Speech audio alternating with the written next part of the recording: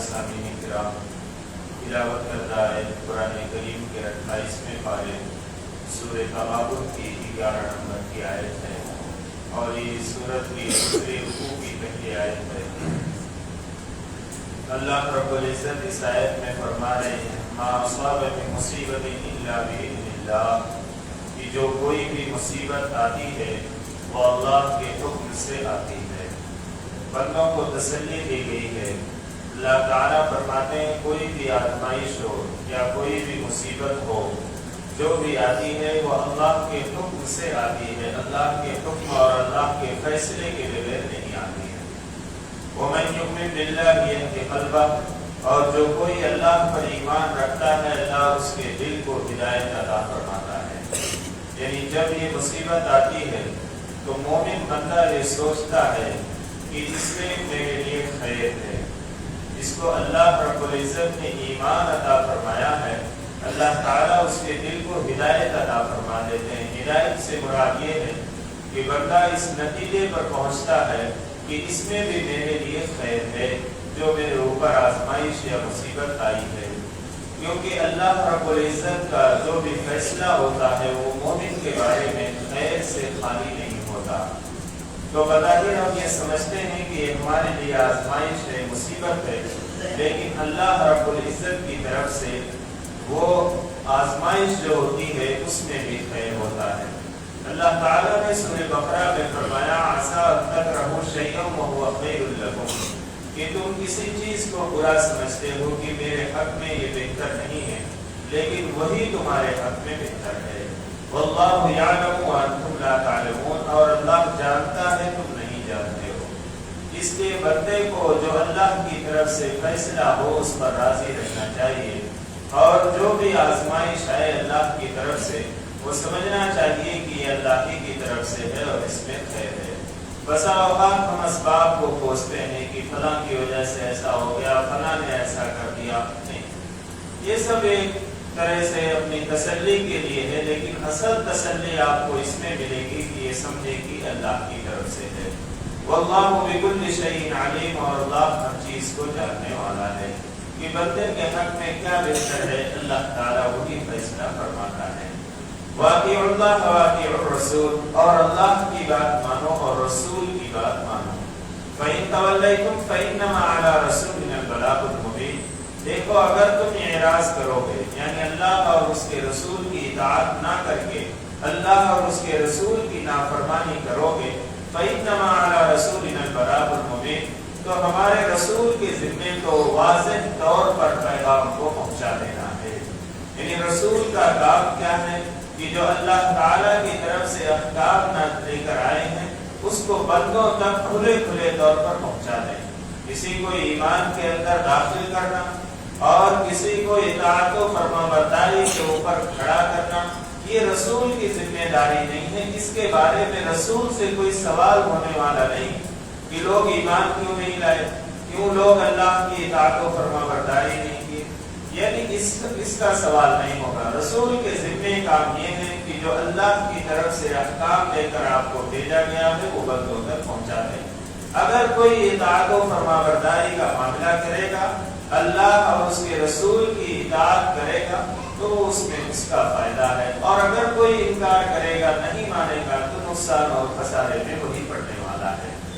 अल्लाहु ला इलाहा इल्ला हु, अल्लाह के सिवा कोई माबूद नहीं। कुरान में बार बार अल्लाह ताला के इस बात को याद दहानी कराई गई है कि अल्लाह के सिवा कोई माबूद नहीं, कोई इबादत के लायक नहीं। वअलल्लाहि फलियतवक्कलिल मोमिनून, और मोमिनों को चाहिए कि अल्लाह ही पर भरोसा करें, भरोसा अल्लाह की बात करो, असबाब को इख्तियार करें, जो दुनिया में असबाब है उसको इख्तियार करें, लेकिन भरोसा अल्लाह की बात करो। गाड़ी मौजूद है, ड्राइवर मौजूद है, पेट्रोल है, मुझको फला जगह जाना, अभी पहुंच जाऊंगा, नहीं, ठीक है, ये असबाब के दर्जे में। अगर अल्लाह ने चाहा तो मैं फला वक्त मुझे वहां पहुंचना है, पहुंच जाऊंगा। ये सारी चीजें असबाब के दर्जे में, असल भरोसा अल्लाह की बात पर होना चाहिए। वअलल्लाहि फलियतवक्कलिल मोमिनून, अल्लाह ही पर ईमान वालों को भरोसा करना चाहिए। या अय्युहल्लज़ीना आमनू इन्न मिन अज़वाजिकुम व औलादिकुम अदुव्वन लकुम फहज़रूहुम, اللہ تعالیٰ فرماتے ہیں اے ایمان والو تمہاری بیویوں میں سے اور تمہاری اولادوں میں سے بعض تمہارے دشمن ہیں. یہ اللہ تعالیٰ فرما رہے ہیں یا ایھا الذین آمنوا ان من ازواجکم و اولادکم عدو لکم. اے ایمان والو تمہاری بیویوں میں سے اور تمہاری اولادوں میں سے بعض تمہارے دشمن ہیں. فاحذروہم لہذا تم ان سے ہوشیار رہو. وَإِن تَعْفُوا وَتَصْفَحُوا وَتَغْفِرُوا اور اگر تم ان کو معاف فرما دو وَتَصْفَحُوا اور نظر انداز کر دو وَتَغْفِرُوا اور انہیں بخش دو فَإِنَّ اللَّهَ غَفُورٌ رَحِيمٌ. یقیناً اللہ تعالیٰ بھی بہت بخشنے والا بڑا مہربان. شاید میں اللہ تعالیٰ نے بڑی اہم بات کی طرف اشارہ فرمایا. دیکھو تمہاری اولاد اور تمہاری بیویوں میں سے بعض تمہارے دشمن. وہ اولاد وہ بیوی جو دین کے کام میں رکاوٹ بنے وہ تمہارے لیے دشمن ہے. یعنی ایسی بیوی جو دین کے کام کرنے میں یا دین پر عمل کرنے میں رکاوٹ بنتی ہے یا ایسی اولاد جو دین پر عمل کرنے میں رکاوٹ بنتی ہے جس کی وجہ سے دین کے بہت ضروری اور اہم کام چھوٹ جاتے ہیں, یہ اولاد اور ایسی بیوی تمہارے لیے دشمن ہے. یہ اس وقت آیت نازل ہوئی تھی جب ہجرت مدینہ کے بعد بعض لوگ مکہ میں اسلام لائے اور وہ ہجرت کر کے محمد رسول اللہ صلی اللہ علیہ وسلم کی صحبت میں جانا چاہتے تھے اور آپ کے پاس جانے کے لیے ہجرت کرنا چاہتے تھے, کیونکہ وہ زمانہ تھا جب ہجرت فرض تھی.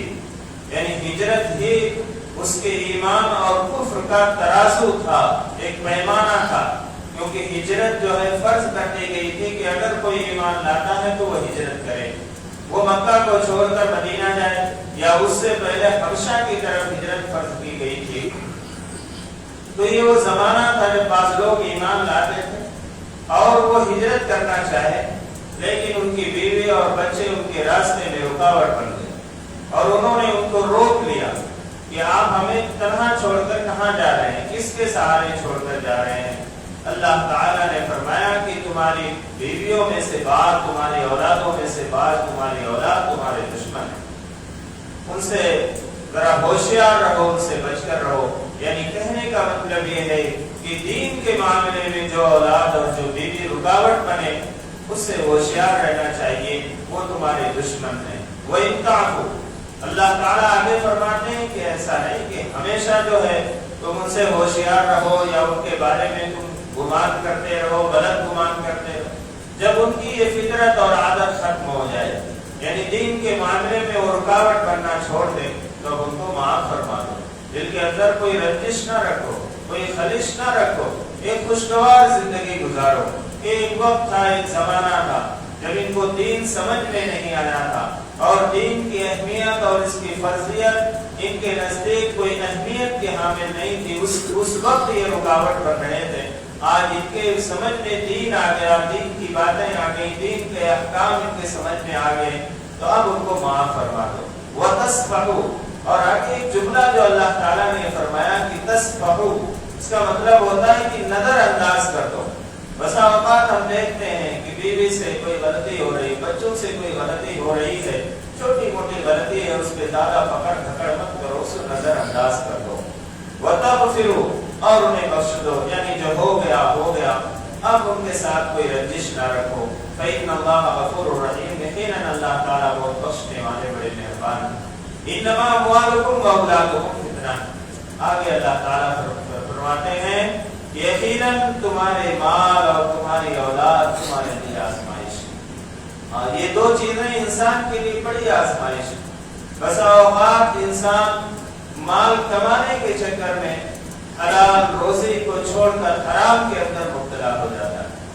اولاد کے فکر میں, اولاد کی ترقی کے لیے, ان کی تعلیم کے لیے, ان کو اچھا کھلانے اور پہنانے کے لیے, اور اب تو یہ ایک زبان پہ الفاظ اکثر آتے رہتے ہیں کہ بھئی میں ایسا کر کے جانا چاہتا ہوں کہ میرے بعد میری اولاد کسی کی محتاج نہ رہے اور جو ہے عیش و آرام کی زندگی گزارے, وہ کسی کی محتاج بن کر نہ رہے, ہر طرح کی ان کو سہولت مل جائے. آدمی اس کی کوشش کرتا ہے اپنی زندگی میں.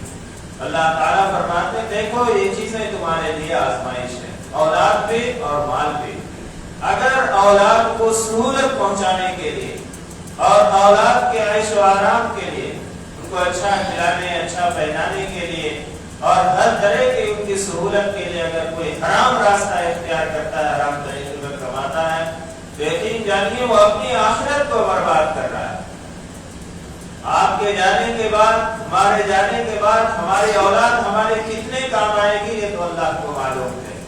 ہم تو یہ کوشش کر کے جاتے ہیں کہ ہماری اولاد ہمارے بعد دینداری کے ساتھ رہے، لیکن کتنی دینداری کے ساتھ رہے گی اور کتنا دین پہ عمل کرے گی یہ تو ہم کچھ نہیں کہہ سکتے۔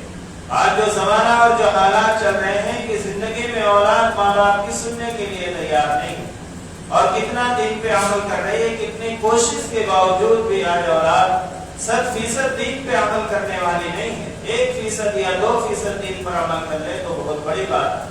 کل کو ہم اور آپ نہیں رہیں گے تو ہماری اولاد کتنا دین پر چلے گی اور اللہ اور اس کے رسول کی کتنی اطاعت و فرما برداری کرے گی، اس کے بارے میں کچھ نہیں کہہ سکتے۔ اس لیے اپنی اولاد کے عیش و آرام اور اپنی اولاد کی ترقی کے لیے اپنی آخرت کو برباد نہیں کرنا۔ ہاں، حلال طریقے پر اللہ رب العزت عطا فرما رہا ہے تو آپ کوشش کریے، محنت کریے، لیکن حرام کمائی کے اندر نہیں پڑنا۔ صحابہ اور صحابیات جو تھیں اس کا بڑا اہتمام کرتے ہیں۔ ایک واقعہ بہت مشہور ہے، ایک صحابی صبح کے وقت اپنی روزی روٹی کے لیے گھر سے نکلے اور شام تک مزدوری تلاش کیے، کوئی مزدوری نہیں ملی۔ شام کو جب واپس گھر پر آئے تو بیوی سے کہا کچھ کھانے کے لیے ہے تو انتظام کرو۔ بیوی نے کہا گھر میں کھانے پینے کی کوئی چیز نہیں سوائے پانی۔ انہوں نے کہا ٹھیک ہے، پانی پیے اور میاں بیوی دونوں آرام کر لیے۔ صبح پھر حسب معمول مزدوری پر نکلتے ہیں اور اس وقت بیوی رخصت کرتی ہے اور کہتے ہیں کہ ٹھیک ہے مزدوری کرنے کے لیے جا رہا ہوں، جو کچھ بھی میسر ہوگا مزدوری ملے گی شام کو لے کر آؤں گا۔ ایسے تھے صحابہ کے گھروں کے حالات۔ اب شام کو جب دن بھر مزدوری تلاش کیے کوئی مزدوری نہیں ملی۔ آج بھی ایسا ہوتا ہے، مزدور لوگ اڈوں پر جو ہے مزدوری کے انتظار میں رہتے ہیں لیکن کوئی مزدوری نہیں ملتی۔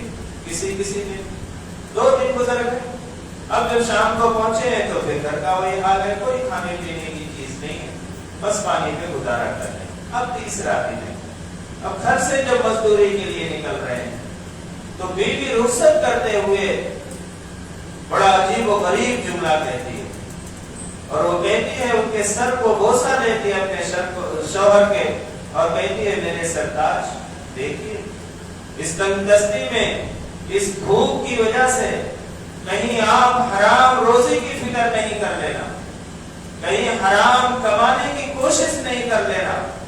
2 دن ہمارے پانی پر گزرے ہیں، اگر آپ کو بھی آج بھی آپ کو مزدوری نہ ملے تو آج بھی ہم پانی پر گزار لیں گے، لیکن خدا کے واسطے حرام چیز گھر کے اندر نہیں لانا۔ یہ ایسا جذبہ تھا۔ آج قدریں اور تصورات بدل گئے۔ آج اولاد کی فرمائش، آج بیویوں کی فرمائش، اس کو پورا کرنے کے لیے آدمی حرام طریقے پر جو ہے مال کو کما کر اور کس طریقے سے مال کو حاصل کر کے اپنی بیوی اور اولاد کی فرمائش کو پورا کرتا ہے۔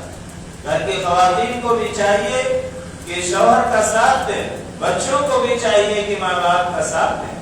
اگر تنگدستی ہے، اگر غربت ہے تو آپ کوشش کر رہا ہے لیکن ضروریات زندگی کی تکمیل نہیں ہو رہی ہے تو اس پر صبر کریں۔ ہمارے صحابہ کرام رضوان اللہ تعالی علیہم اجمعین کیسی زندگیاں گزار کر چلے۔ حضرت عمر فاروق رضی اللہ تعالیٰ خطبہ دینے کے لیے آتے ہیں، جمعہ کا دن ہے، ذرا تاخیر ہو جاتی ہے، ایک شخص کھڑا ہوتا اور کہتا امیر المومنین ہم آپ کے غلام نہیں ہیں کہ آپ کے انتظار میں بیٹھے رہیں، آپ اتنی تاخیر سے کیوں آئے؟ ایک شخص مسجد نبی میں کھڑا ہو کے کہتا ہے۔ حضرت عمر فاروق رضی اللہ عنہ منبر پر تشریف لے جاتے ہیں اور کہتے ہیں کہ لوگوں میرے پاس ایک ہی کرتا تھا، میرے پاس ایک ہی کرتا تھا، اس کرتے کو دھو کر میری بیوی نے سوکھنے کے لیے ڈالا تھا، جب تک وہ سوکھ رہا تھا اس وقت میں پانی کے حوض کے اندر، پانی کے ٹب کے اندر بیٹھا ہوا تھا، جب وہ سوکھ گیا تو میں اس کرتے کو پہن کر خطبہ دینے کے لیے آیا۔ یہ حالات تھے صحابہ کرام رضوان اللہ تعالی علیہم اجمعین کی زندگی۔ آج تو ہمارے پاس مال و دولت کی ریل فیل ہے اور اللہ حلال طریقے پر اگر دے رہا ہے تو حرام کمانے کی کیوں کوشش کرتے ہیں؟ کیوں اپنی آخرت کو برباد کرتے ہیں؟ حرام کمایا ہوا مال نہ اس کا صدقہ قبول ہوتا، نہ اس کی زکات قبول ہوتی، نہ اس کی خیرات قبول ہوتی، نہ اس کی اولاد اس کے کام آتی ہے۔ کل وہی اولاد اس مال پر عیش و آرام کر کے اللہ کی نافرمانیاں کریں گی، اور آپ کو قبر میں پہنچنے کے بعد ان کے اعمال کی وجہ سے آپ کو تکلیف ہوگی۔ اس لیے انسان کوشش کرے کہ حلال کمائے۔ یہ مال اور اولاد اللہ تعالیٰ کی طرف سے بہت بڑی آزمائش ہے۔ واللہ عنده اجر عظیم، اور اللہ اس کے پاس بہت بڑا اجر ہے۔ اگر کوئی شخص حلال طریقے پر کما کر اپنی اولاد، اپنی بیوی کی، بچوں کی پرورش کر کے اس دنیا سے رخصت ہو گیا، اللہ تعالیٰ فرماتے ہیں اس پر اجر ملنے والا ہے، اس پر بہت بڑا اجر ملنے والا ہے۔ اللہ رب العزت کیا فاتقوا اللہ ما استطعتم واسمعوا واطیعوا وانفقوا خیرا لانفسکم۔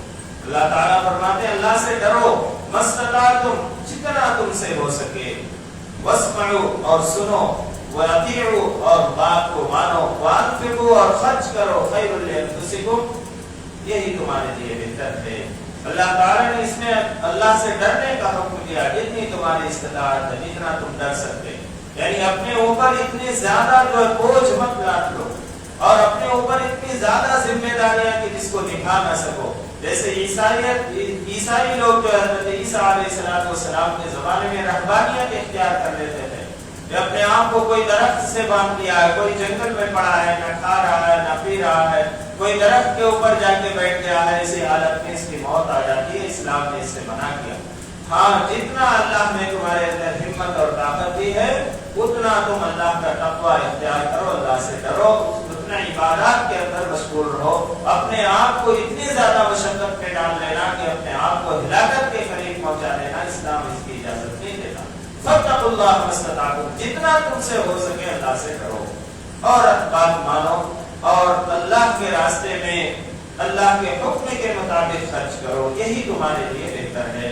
وَمَن يُوقَ شُحَّ نَفْسِهِ، اور جو شخص اپنے دل کی لالچ سے بچا لیا گیا، فَأُولَٰئِكَ هُمُ الْمُفْلِحُونَ، وہی لوگ کامیاب ہونے والے ہیں۔ دل کی لالچ یعنی ہے تو بہت کچھ، لیکن دل اور چاہتا ہے، دل اور چاہتا ہے، دل کے اندر لالچ ہے، بس چاہتا ہے کہ بس ساری جہان کی دولت میرے پاس ہی آ جائے۔ اللہ تعالیٰ فرماتے ہیں بڑی خرابی کی بات ہے، مَن يُوقَ شُحَّ نَفْسِهِ، دل کی حرص اور لالچ سے بچ جائے، بس جو ہے اس پر اللہ کا شکر ادا کر کے اس پہ گزارا کرتا ہے کہ اللہ تیرا شکر ہے، ضروریات پوری ہو رہی ہیں، اللہ اسی حال میں زندگی بسر ہو جائے۔ اللہ سے دعا کرتے رہنا چاہیے کہ اللہ رب العزت کی طرف سے یہ صفت پیدا ہونا ہے انعام، لیکن اگر دل کی لالچ اس کے اندر آ گئی کہ بس مال آتا ہی جائے اور ترقی کرتے جائیں اور بڑھاتے جائیں، اللہ تعالیٰ فرماتے ہیں کہ یہ اللہ کی طرف سے یہ کوئی اچھی بات نہیں ہے، خیر کی بات نہیں ہے۔ دل کی لالچ ہونا اور دل کے اندر حرص پیدا ہونا یہ اچھی صفت نہیں ہے۔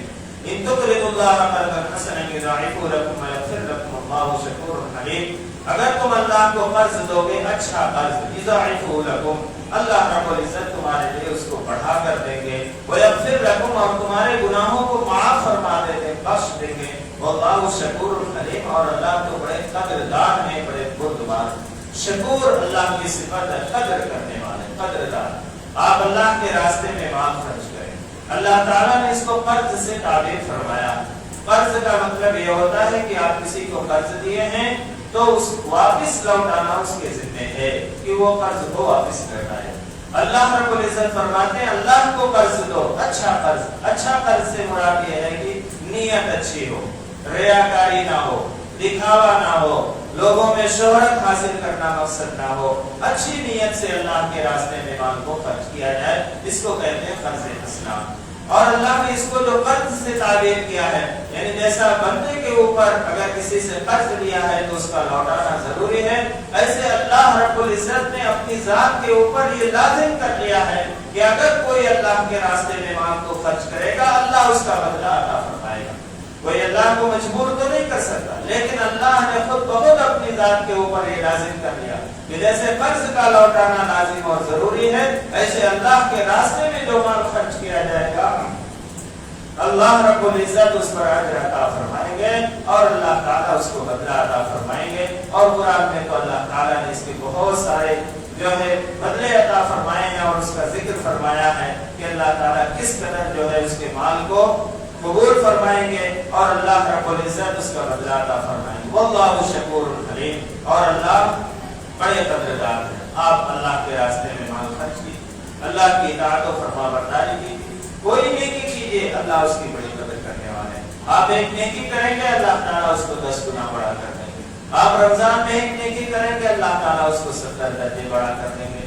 اللہ نے قرآن میں فرمایا مثل الذین ينفقون اموالهم فی سبیل اللہ کمثل حبۃ انبتت سبع سنابل، کہ اللہ تعالیٰ فرماتے ہیں جو اللہ کے راستے میں مال کو خرچ کرتے ہیں اس کی مثال ایسی ہے کہ جیسے کاشتکار زراعت پیشہ آدمی ایک دانہ زمین کے اندر ڈالتا ہے، پھر اسے ایک دانے سے پودے نکلتے ہیں، 7 پودے نکلتے ہیں، اور پھر اس سے 7 بالیاں ہوتی ہیں، اور ہر بالی میں 100 دانے ہوتے ہیں۔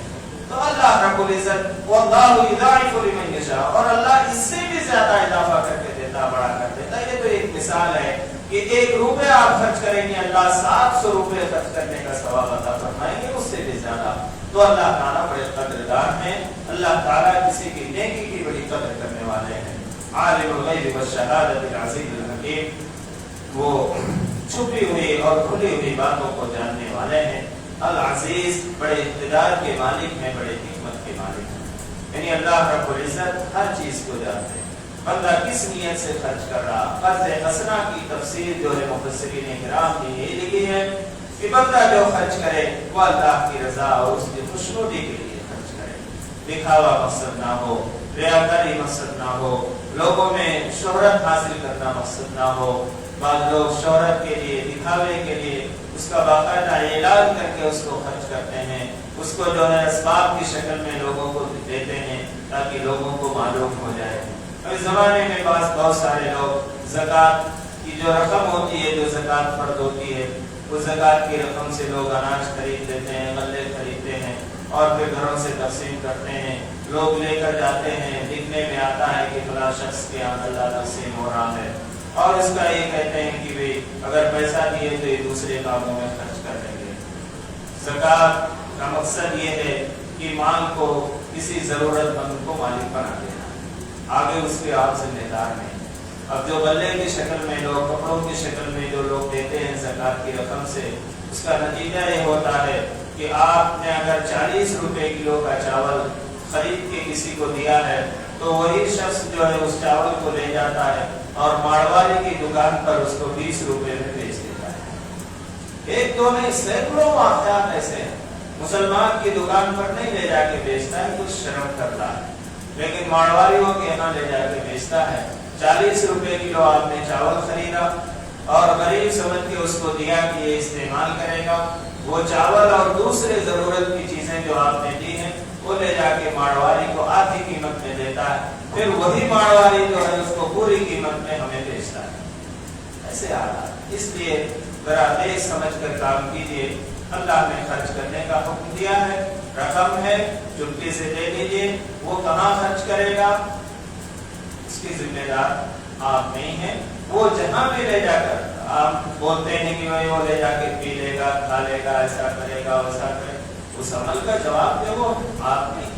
آپ کو تو یہ حکم ہے کہ زکوٰۃ فرض ہے تو ضرورت مند مستحق کو پہنچا دو، آپ کوشش کرو ضرورت مند مستحق کی پہنچانے کی، باقی اس کے بعد وہ کہاں خرچ کرتا ہے اس کی ذمہ دار آپ نہیں ہیں۔ تو بہرحال اللہ رب العزت نے فرمایا عالم الغیب والشہادۃ العزیز الحکیم، کہ وہ کھلی ہوئی اور چھپی ہوئی باتوں کو جاننے والا ہے۔ یہ اس طرف اشارہ ہے کہ بندے کی نیت کیا ہے، اس نیت کو اللہ رب العزت جاننے والے ہیں، اور بڑے اقتدار کے مالک ہیں، بڑی حکمت کے مالک ہیں۔ اس آیت پر یہ سورہ مکمل ہو گئی۔ جو باتیں کہیں گی اللہ رب العزت سب کو عمل کی توفیق عطا فرمائے۔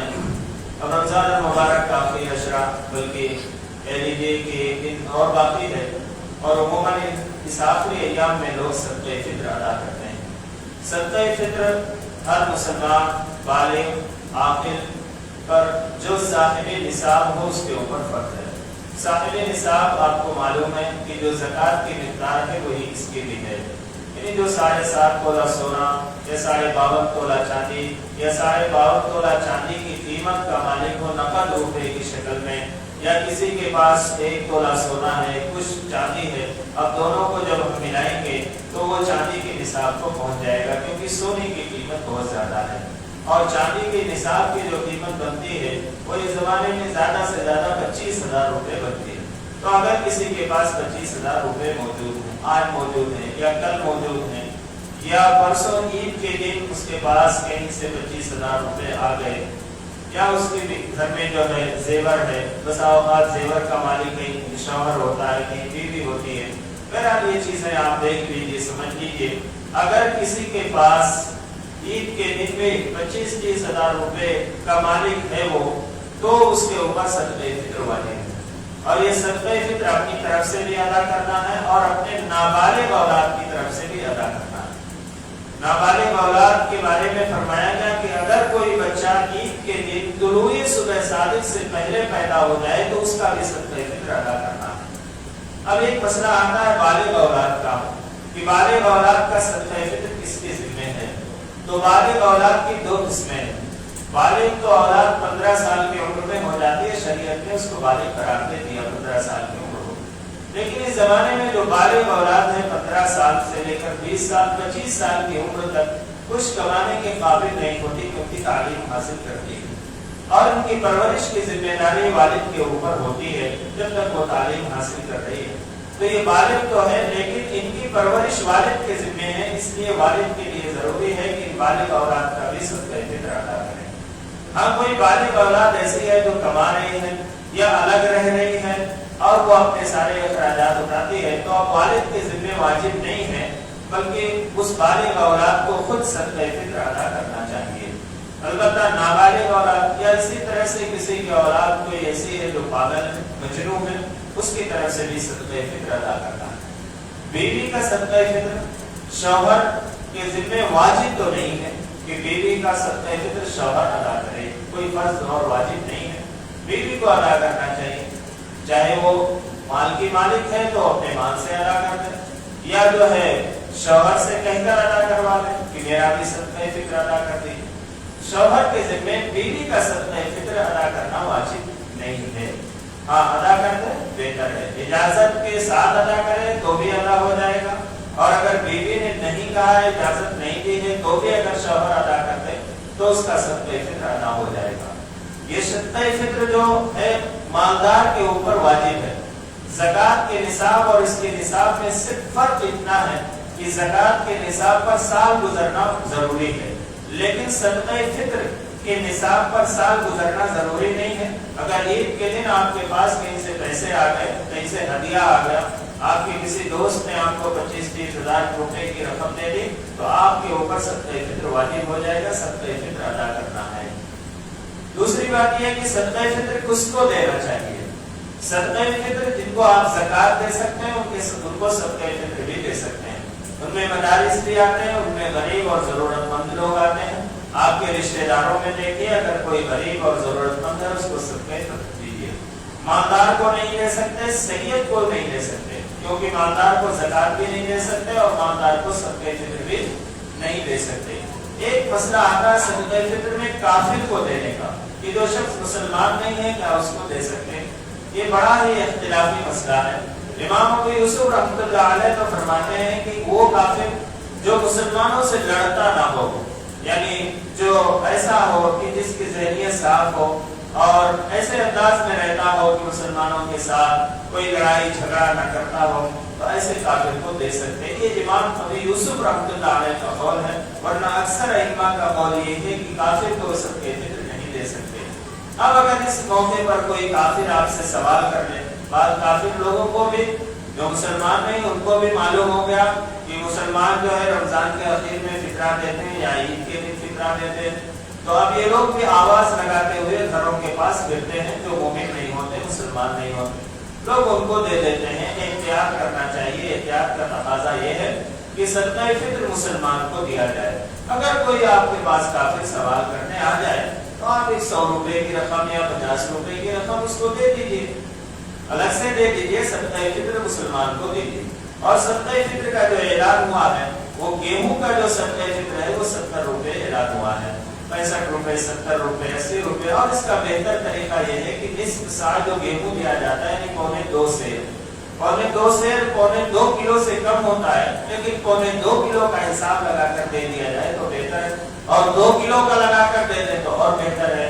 तो इसका जो ऐलान हुआ वो 70 रुपए का हुआ है, लेकिन इसका बेहतर तरीका यह है कि हम अपने घर में गेहूं किस कीमत का लाते हैं, आटा हम किस कीमत का लाते हैं। अगर हम 50 रुपए किलो का आटा लाते हैं तो हम उसी हिसाब से जो है उसका हिसाब लगाकर सबके फित्र अदा करें। और दूसरी बात यह है कि बाद लोग कंट्रोल का जो गेहूं होता है, यानी जो गेहूं राशन की दुकान पे मिलता है, जो कार्ड राशन कार्ड से मिलता है 2 रुपए 3 रुपए किलो, जो भी मिलता हो 5 रुपए किलो, बाद लोग उसका हिसाब लगाकर देने की कोशिश करते हैं। देखिए ये हीला और बहाना इख्तियार करना अच्छा नहीं। हाँ, अगर आपके घर में पूरी साल यही मामूल है कि आप कंट्रोल का गेहूं लाकर ही खाते हैं, आप बाजार से गेहूं नहीं खरीदते हैं, तो फुक़हाए किराम ने उसके लिए लिखा है कि अब उस सूरत में वो कंट्रोल की गेहूं की जो कीमत है वो रेट लगाकर कीमत अदा ना करे, बल्कि उसे ये चाहिए कि जो कंट्रोल यानी राशन की दुकान से जो गेहूं लेकर आया है अपने खाने के लिए, वही गेहूं 2.25 किलो के हिसाब से अदा करें। यानी उसका रेट लगाकर आप जो है सदका फित्र अदा ना करें कि 5 रुपए किलो पेट्रोल की दुकान पे मिलता है तो 10 रुपए जो है सदका फित्र अदा करें, नहीं। अब आप गेहूं से जो है उसका सदका फित्र अदा करें कि जो गेहूं आपने खाने के लिए लाया उसमें 2.25 किलो के हिसाब से आप 2.25 सेर के हिसाब से आप सदका फित्र अदा करें। इसमें एहतियात करने की जरूरत है। दूसरी बात यह है कि सदका फित्र के बारे में एक हदीस जब लोग सुनते हैं कि जो सदका फित्र अदा नहीं करता है, मालदार है, तो उसका रोजा जमीन और आसमान के दरमियान लटका रहता है। अब बात लोग जो है सुस्ती की वजह से सदका फित्र अदा नहीं कर पाते, रहते तो हैं मालदार, सदका फित्र उनके ऊपर वाजिब है। उनके लिए यह है कि अगर वो सदका फित्र अदा ना करें तो उनका रोजा जमीन और आसमान के दरमियान लटका रहता। अब बात लोग, हम पढ़े लिखे लोग जो पूरी बात समझ नहीं पाते हैं, मस्जिद को आ रहे हैं, अब खतीब साहब का जब ये जुमला उनके कान में पड़ा तो भागते हुए आ रहे हैं, रास्ते में कोई मिल गया, मस्जिद की सीढ़ियों पर बैठे हुए लोग मिल गए, अब उनको 100 की नोट निकाले और उनको दे दिए कि सदका फित्र अदा हो। देखना वो लोग जरूरतमंद हैं कि नहीं है। सीढ़ियों पे बैठने वाले जरूरी नहीं कि वो मुहताज हो, जरूरतमंद हो। या फिर ये भी देखना कि उस बैठने वालों में मुसलमान है या नहीं है, या बैठने वाला काफिर है इसको दे रहे, बड़ी जल्दबाजी में काम देते हैं। या इसी तरीके से मस्जिद में पहुंच गए, अब बैठे हुए अगली सब में, अब खतीब साहब ने जो है ऐलान किया कि भाई सदका फित्र की फजीलत बतलाई और ये कहा कि अगर कोई अदा ना करे तो उसका रोजा जमीन और आसमान के दरमियान लटका रहता है। अब मस्जिद के अखराजात के लिए मस्जिद की तरफ से थैली फिराई जा रही है, अब जल्दी से जेब से 100 की नोट निकाले और उसमें डाल दिए कि चलो सदका फित्र अदा हो। सदका फित्र अदा नहीं होगा। मस्जिद में अगर आप देंगे तो आपका सदका फित्र अदा नहीं होगा। सदका फित्र के मुस्तहिक वही लोग हैं जो ज़कात के मुस्तहिक हैं, इसमें मदारिस भी आते हैं और इसमें गरीब लोग भी आते हैं। हाँ, कोई मदरसे वाले हैं, आप उनको दे दीजिए तो सदका फित्र अदा हो जाएगा, लेकिन मस्जिद की झोली में अगर आप डालेंगे तो सदका फित्र अदा नहीं होगा। इसलिए इसका खास ख्याल रखना चाहिए। सदका फित्र वाजिब होता है ईद के दिन तुलूए सुबह सादिक के बाद, लेकिन फुक़हाए किराम ने लिखा है कि ईद से पहले अदा कर देना चाहिए। उसके क्योंकि सदका फित्र के 2 मकसद हुज़ूर अकरम सल्लल्लाहु अलैहि वसल्लम ने फरमाए। एक तो ये कि रोजों में जो लग़्व और बेकार बातें हो जाती हैं, हम ऐसी चीजों से तो बच जाते हैं जिनसे रोजा टूट जाता है, लेकिन ऐसी चीजें जिनसे रोजे के सवाब में कमी हो जाती है, जिनसे रोजा मकरूह होता है, ऐसी बातों से हम नहीं बच पाते हैं। हम जो है लग़्व बातों में, बेकार कामों में, बेकार मशवरों में, कभी ग़ीबत भी हो जाती है, कभी झूठ भी बोल दिया जाता, ऐसी चीजों में हम पड़ जाते हैं। इससे रोजा तो नहीं टूटता, लेकिन रोजे के अंदर कमी हो जाती है। अल्लाह के नबी सल्लल्लाहु अलैहि वसल्लम ने फरमाया सदका फित्र अदा करने से ये रोजे की तत्हीर हो जाती है, पाकी हो जाती है, यानी रोजा इन सारी जो है कमियों और कोताहियों से पाक होकर खुदा की बारगाह में पहुंचता है। एक फायदा तो ये हो। दूसरा फायदा यह है कि जो माशरे के अंदर गरीब लोग हैं, मजबूर लोग हैं, जिनके पास ईद के लिए सामान नहीं है या ईद की खुशियों में शरीक होने के लिए उनके पास जरूरत की चीजें नहीं है, ऐसे लोगों की, ऐसे गरीबों की, ऐसे मुहताजों की मदद हो जाए। क्योंकि इस्लाम का ये तरीका रहा है کہ اپنی خوشیوں میں غریبوں کو بھی شامل کرو، کیونکہ جناب محمد رسول اللہ صلی اللہ علیہ وسلم نے اس موقع پر فرمایا کہ سب سے بدترین ولیمہ وہ ہے کہ جس میں کسی غریب کو مدعو نہ کیا گیا۔ یعنی شادی کے بعد جو ولیمے کی ہم دعوت کرتے ہیں اس میں اللہ کے نبی صلی اللہ علیہ وسلم نے فرمایا سب سے بدترین کھانا وہ ہے کہ جس میں غریب کو مدعو نہ کیا گیا۔ اس لیے شریعت کا یہ مزاج ہے کہ غریبوں کا خاص خیال رکھا جائے، تو بہتر یہ ہے کہ عید سے بہت پہلے ہی ادا کر دیا جائے، 2-4 دن پہلے، 8 دن پہلے، 10 دن پہلے، تاکہ غریب کے لیے بھی ضرورت کا سامان ہو جائے۔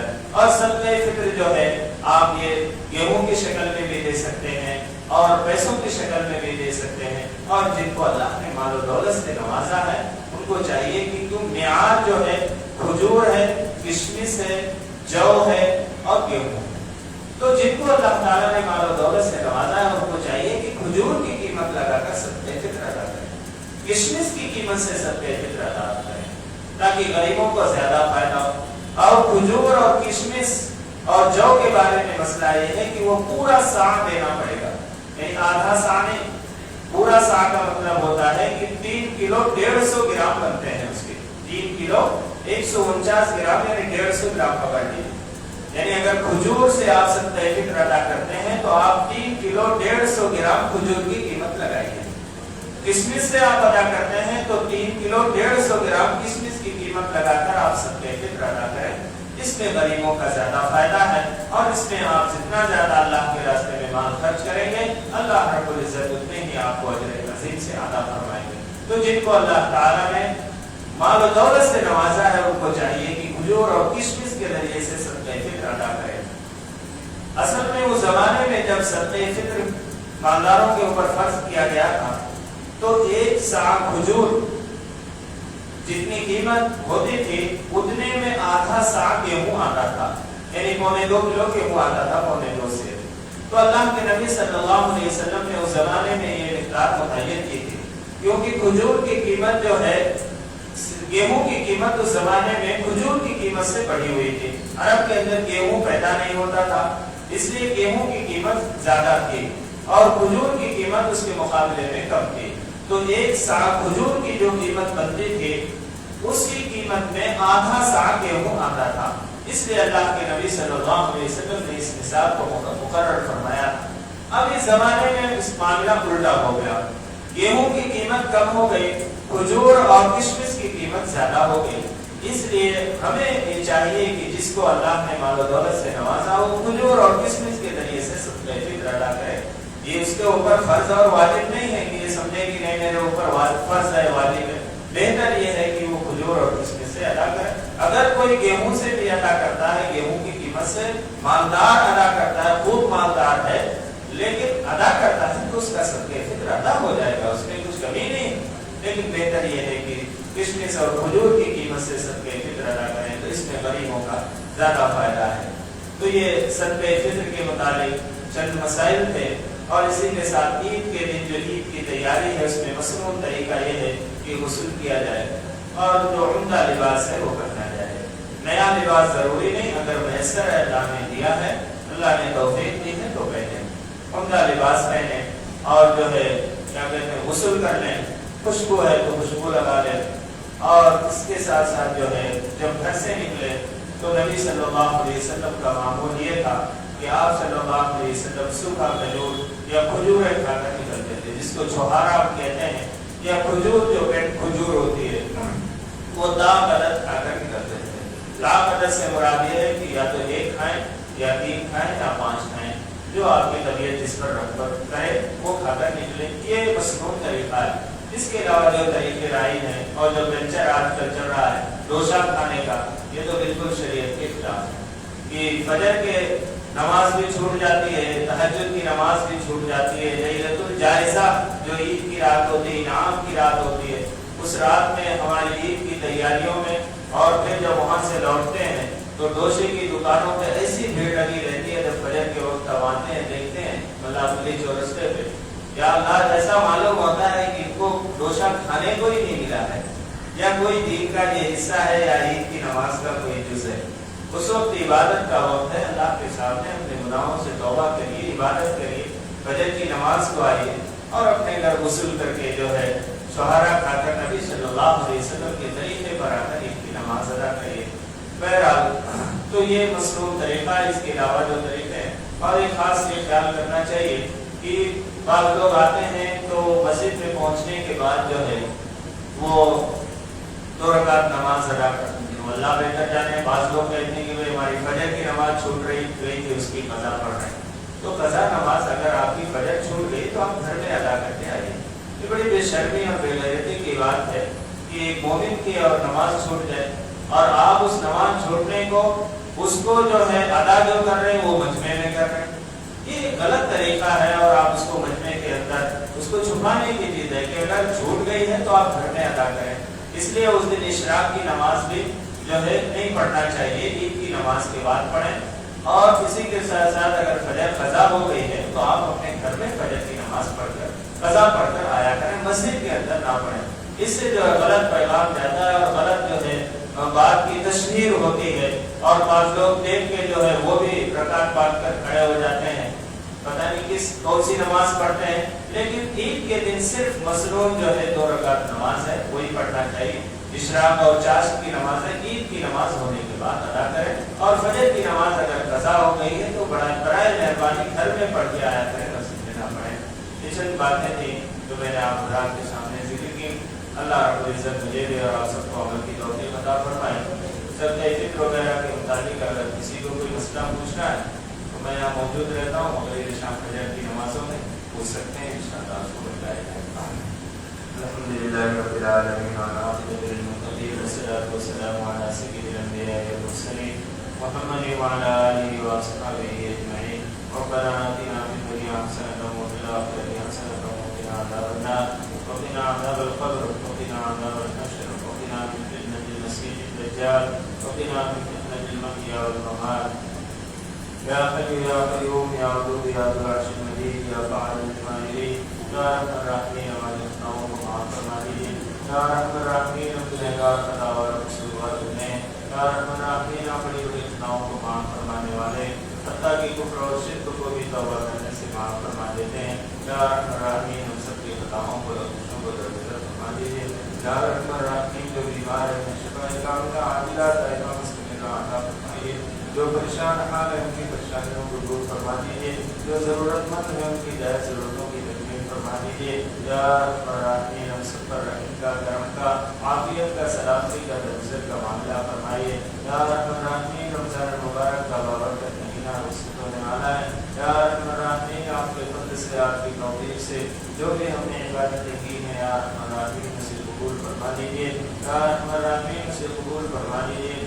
آپ کی شاعران شان کو ہم عبادت نہیں کر سکے، یا رب الراحمین کمزور بندے ہیں، کمیوں اور کوتاہیوں کو درگزر فرما کر قبول فرما لیجیے، یا رب الراحمین ہم سب کو آئندہ بھی آنے والا جو رمضان ہے یا رب الراحمین اس میں بھی ہم سب کو عبادت کی توفیق عطا فرمائیے، ہماری عمروں میں برکت عطا فرمائیے، صحت و تندرستی عطا فرمائیے، یا رب الراحمین تمام شرور و فتن سے ہم سب کی حفاظت فرما لیجیے، یا رب الراحمین ہم سب کو حلال پاکیزہ روزی عطا فرمائیے، حرام کمائی سے، حرام آمدنی سے ہماری بھی ہمارے آنے والی نسلوں کی بھی تاحیات حفاظت فرما لیجیے، یا رب الراحمین امت مسلمہ پہ رحم فرما دیجیے، مسلمان جہاں کہیں بھی پریشان حال ہے ان کی پریشانیوں کو دور فرما دیجیے، یا رب الراحمین اس بستی میں، اس شہر میں، اس ملک میں، پوری دنیا کے اندر امن و امان قائم فرما دیجیے، یا رب الراحمین امن و امان قائم فرما دیجیے، یا رب الراحمین حضور اکرم صلی اللہ علیہ وسلم نے جن خیر کا سوال کیا ہم سب کو اس میں حصہ عطا فرمائیے، اور جن شر سے گناہ مانگی ہے ہم سب کی اس کی حفاظت فرما لیجیے، یا رب الراحمین ہم میں سے جن کے والدین باحیات ہیں یا ان میں سے کوئی ایک باحیات ہے، یا رب الراحمین ان کو صحت و تندرستی عطا فرمائیے، اور ان کے سارے عاقبت کو ہمارے سروں پر قائم اور دائم رکھیے، یا رب الراحمین جن کے والدین ہیں ان میں سے کوئی ایک اس دنیا سے رخصت ہو گئے، یا رب الراحمین ان کی مغفرت فرما دیجیے، انہیں کروٹ کروٹ کے جنت نصیب فرمائیے، جنت الفردوس میں اعلیٰ مقام عطا فرمائیے، امت مسلمہ کے تمام مرحومین کی مغفرت فرما دیجیے، یا رب الراحمین یہ آخری عشرہ چل رہا ہے جو آپ سے خلاصی کا عشرہ ہے، یا رب الراحمین سارے امت مسلمہ کی آپ سے خلاصی عطا فرما دیجیے، جہنم سے بچا لیجیے، یا رب الراحمین جہنم کے عذاب سے سارے امت مسلمہ کی زندوں کی بھی اور مرحومین کی بھی حفاظت فرما دیجیے.